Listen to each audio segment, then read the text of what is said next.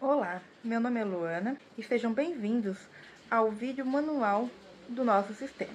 Vamos demonstrar e apresentar o nosso projeto de redes, um marketplace.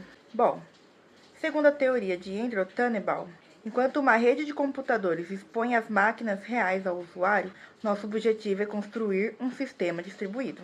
Ou seja, criar uma camada de software que faz com que esse marketplace pareça um sistema único e coerente para os compradores e vendedores, ocultando a complexidade das redes subjacentes. Para o usuário final, o sistema deve parecer uma entidade única, embora opere em diversos hosts independentes. A nossa aplicação consiste em um sistema de marketplace descentralizado de compra e venda. Para torná-la possível, implementamos o mecanismo de sockets, que permite a troca de informações e dados entre processos diferentes rodando em rede. Neste marketplace descentralizado, não existe servidores centrais fixos. Cada nó é um par que compartilha recursos lógicos, e aqui entra o endereçamento de IPv4, que a Ingrid vai explicar melhor depois. Para garantir a integridade absoluta das transações de compra e venda, optamos pelo protocolo TCP, em vez da UDP. Isso porque a técnica de transferência é confiável de bytes. O TCP cria um byte stream, tipo um cano, um PIP virtual, que garante que os dados cheguem na ordem e sem erros, tratando o fluxo como uma cadeia contínua e sequencial, essencial para o e-commerce e compras. O TCP garante que os pacotes cheguem na ordem correta sem perdas, evitando erros críticos como a duplicação de uma compra ou falhas de atualização do estoque. E por que não escolhemos o UDP? O UDP trabalha com diagramas não confiáveis. Ele simplesmente dispara os dados. Se um pacote de uma transação financeira for perdida ou chegar fora da ordem, por exemplo, o UDP não vai conseguir corrigir esse erro. Para o nosso sistema, o TCP seria obrigatório. Ele é um serviço orientado à conexão e, crucialmente, do tipo byte stream, que é o fluxo de bytes.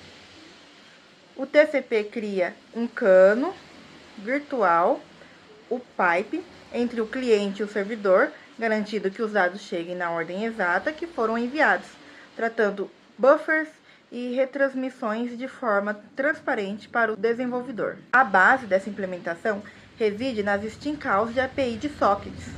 Vou explicar rapidamente cada nó, pois os detalhes mais cruciais serão explicados pela Ingrid e pela Daiane a seguir. Elas irão explicar cada parte do código, mas de forma rápida, o que cada um deles faz. No papel do servidor, o nó do vendedor, o socket, ele cria um endpoint de comunicação. O bind, ele associa o nosso servidor socket a um IP local e porta 8080.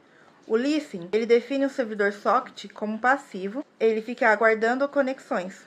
O accept bloqueia até que o cliente contacte o servidor e cria um novo socket.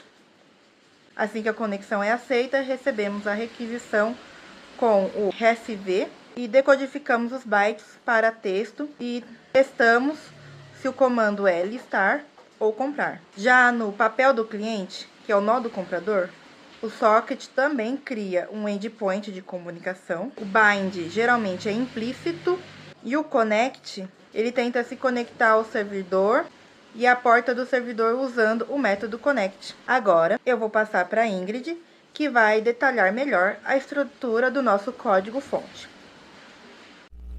Olá, eu sou a Ingrid e agora eu vou detalhar a estrutura do nosso código-fonte. A robustez de um sistema distribuído depende da camada de rede IPv4 e da integridade física. Não há algoritmo que compense um cabo mal crimpado ou um endereçamento conflitante. No nosso marketplace, cada nó é definida pelo endereço de IP, um conjunto de 32 bytes divididos em 4 grupos de 8 bytes, os chamados octetos. Para essa demonstração, utilizaremos o endereço de loopback 127.0.0.1 para testes locais. Mas em um cenário real de rede local, os endereços de classe C da faixa 192.168x.x são os ideais. Isso ocorre porque a classe C reserva 24 bytes para o Network ID e 8 bytes para o Host ID, permitindo até 254 endereços utilizáveis, o que é um equilíbrio perfeito para um piloto de marketplace local. Antes de iniciar o serviço, é fundamental validar o cabeamento UTP RJ45, seguindo o padrão T568A. Recomendamos o uso de um untester no modo slow, porque isso permite visualizar o acendimento sequencial dos LEDs do pino 1 ao 8, garantindo que não existam falhas de continuidade que corrompam o byte stream. No Python, a inicialização da nossa infraestrutura de rede começa assim. Aqui no servidor Py, começamos importando a biblioteca nativa Socket. Logo abaixo, definimos nossas variáveis globais que simulam nosso banco de dados local. O estoque inicial de 10 notebooks e um preço unitário de R$ 1.500. Aqui, definimos a FNet para endereçamento de internet e Socket Stream para especificar que queremos um servidor de fluxo de bytes sequencial e confiável, diferenciando explicitamente dos datagramas não confiáveis do UDP. Na linha onde criamos o objeto socket.socket, passamos os parâmetros AFNet para indicar o protocolo IP e Socket Stream para configurar o transporte via TCP. Usamos o método bind para fixar o nosso servidor no IP local e a porta 8080 e o listing para colocar o servidor em modo de escuta, aguardando conexões. Dentro do laço WireTrue, o método accept bloqueia a execução até que um cliente se conecte. Assim, a conexão é aceita, recebemos a requisição com o recv, decodificamos os bytes para o texto e testamos o comando listar ou comprar.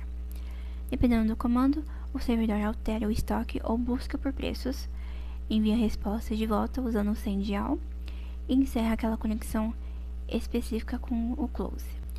As etapas de execução seguem um fluxo lógico. Inicialização do servidor, que é a criação do socket e a reserva da porta. A escuta e aceitação, onde o nó entra em loop, aguardando o accept. E por último, o tratamento de string e parsing. O sistema lê a sequência de bytes, realiza o parsing do comando, por exemplo, listar, e utiliza métodos como o percase para o processamento de strings antes de desenvolver a resposta pelo pipe TCP.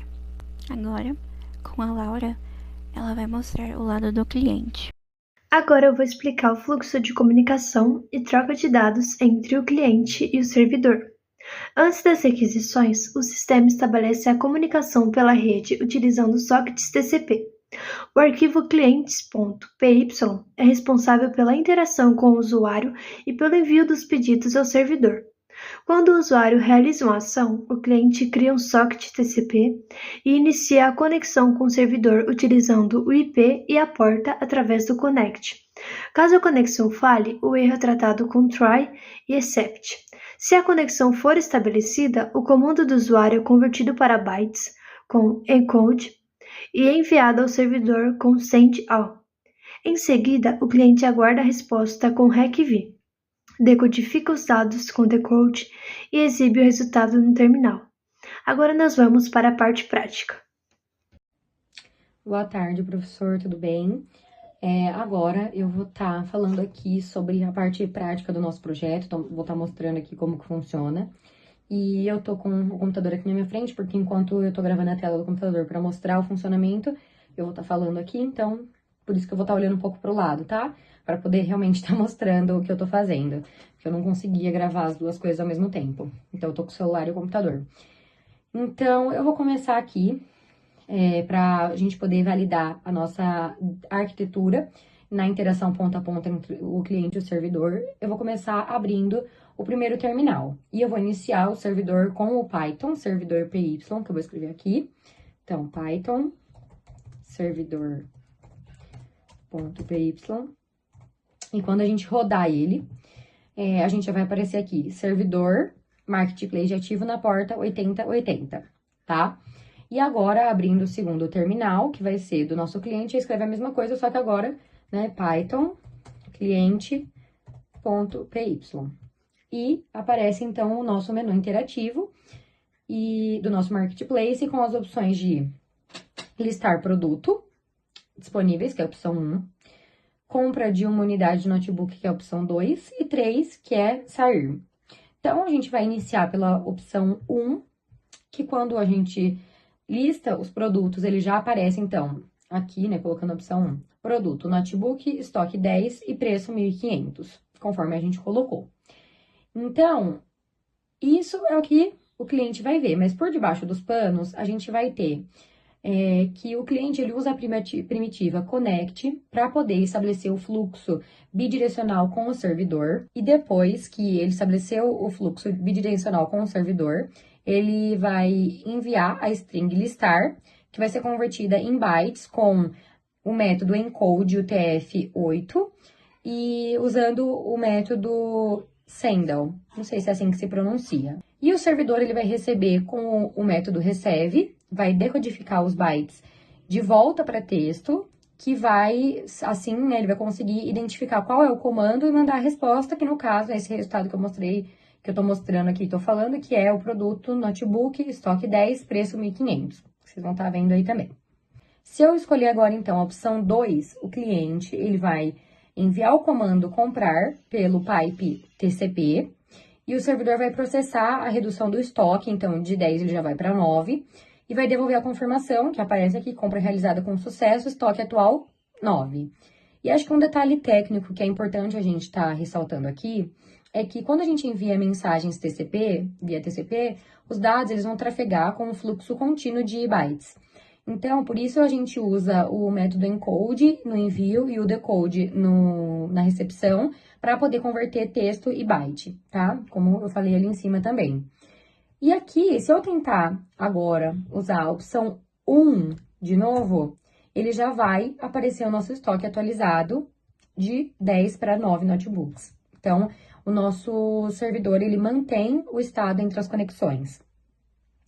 E por último, agora, se a gente testar a nossa última opção, que é a 3, que é o encerramento do cliente, o servidor, ele vai continuar rodando em loop, pronto para atender novos compradores. Então, por mais que ele vai encerrar aqui, esse cliente, ele vai estar pronto para outros clientes que quiserem iniciar a compra. E por mais que esse nosso trabalho, esse nosso projeto, ele é um pouco mais, uma interface mais simples, a fundação por baixo, ela é a mesma da API Sockets do Unix, introduzida em 1981, e ela é até hoje a base para qualquer sistema distribuído confiável da internet. Então, eu acho que foi uma demonstração bem clara de como utilizar tudo isso, e muito obrigado pela atenção.